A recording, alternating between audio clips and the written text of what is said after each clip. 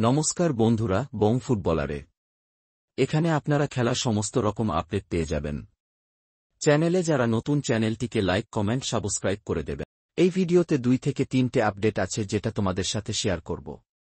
প্রথম যে বিষয়টি বলবো সেটি হল ইস্টবেঙ্গল দলের ফ্যানদের নিয়ে এইরকম ধরনের ফ্যান্স হতে পারে সত্যিই ভাবা যায় না। একটা বিষয় নিয়ে এরকম পর্যায়ে যেতে পারে ফ্যান্সরা, এটা সত্যি ভাবার বিষয়। গতকাল বেঙ্গালুরু এফসি বিপক্ষে ম্যাচ খেলেছিল ইস্টবেঙ্গল এফসি। এগিয়েছিল ইস্টবেঙ্গল দল, কিন্তু জিততেই পারত ম্যাচটি, কিন্তু ড্র হয়ে যায়। যেটা ম্যাচ কিন্তু ড্র করার ফলে প্লে অফে যাওয়ার স্বপ্ন ভঙ্গ হয়ে যায় ইস্টবেঙ্গল দলের। বিষয়টি ওই অবধি নয়, বিষয়টি একটি সিদ্ধান্ত নিয়ে ইস্টবেঙ্গল এফসি দলের একটি সমর্থক মাঠে নামে এইরকম একটি রূপ তাদের দেখতে পাব। সত্যি এরকম জিনিস আগে হয়নি, আর দেখিনি। কিন্তু এবার দেখলাম, সেটা হচ্ছে রেফারি হরিশ কুন্ডু কিন্তু গতকালের ম্যাচ পরিচালনা করেছিলেন। সেখানে দিমিত্রিয়াস ডায়মন্ড ডাকোস এবং আলবার্তো নাগুয়েরার সাথে একটা ঝামেলা হয়েছিল। সেখানে কিন্তু দিমিত্রি ডায়মন্ড ডাকোজ মাথা দিয়ে কিন্তু নাগুয়েরাকে একটু টোকা দিয়েছিল, যেখানে রেফারি তাকে লাল কার্ড দিয়ে সোজা মাঠের বাইরে করে দেয়।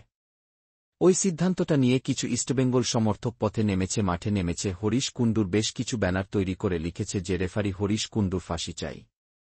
রেফারির ব্যাপারে এরকম বলছে ইস্টবেঙ্গল ফ্যানেরা, কিছু বলার নেই। রেফারির সিদ্ধান্ত ঠিক আসুক ভুল আসুক, দিন শেষে সেটাই মেনে নিতে হয়। আর প্লেয়াররাও মেনে নেয়া। সব আমরা তো সাপোর্টারদের সবসময় মাথা গরম করলে হয় না। অনেক সময় আইএসএল-এ অনেক খারাপ সিদ্ধান্ত আসে, কিন্তু এগুলোকে মেনে নিতে হয়। তাবলে রেফারির ফাঁসি চাই, এটা এক্সট্রিম লেভেলের। এরপর যেটা শেয়ার করব সেটা হলো একটি transfer update. Mumbai city FC দলের এই মুহূর্তে নজর রয়েছে হায়দ্রাবাদের ব্রাজিলিয়ান মিডফিল্ডার আন্দ্রেই আলভার উপর। এই প্লেয়ারটির মার্কেট ভ্যালু বেশি নয়, ওই হয় না 2 কোটি টাকা নিয়ে 10 কোটি টাকার খেলা খেলে দেখালেন এই সিজনে। যদি এই প্লেয়ারটির ওপর তাকিয়ে থাকি তাহলে এই প্লেয়ারটিকে মুম্বাই জার্সি পরে খেলতে দেখতে পারি। এদিকে শোনা যাচ্ছে হায়দ্রাবাদের সেটার সাথে কন্ট্রাক্ট এক্সটেনশন করে রেখে দিতেও চায়। দেখা যাক কি হয়। শেষ আপডেট দিয়ে ভিডিওটা শেষ করব। কেরালা ব্লাস্টের দলের আপডেট এবং মোহনবাগানের আপডেট। কেরালার একটি সোর্স জানাচ্ছে যে দীপক টাংরিকে নেওয়ার জন্য তারা বিশালভাবে আগ্রহ প্রকাশ করেছে। কেরালা ব্লাস্টার এফসি দলের লিঙ্ক আপ হয়েছে, মানে কেরালা ব্লাস্টার এফসি দলে যেতে পারে দীপক টাংরি।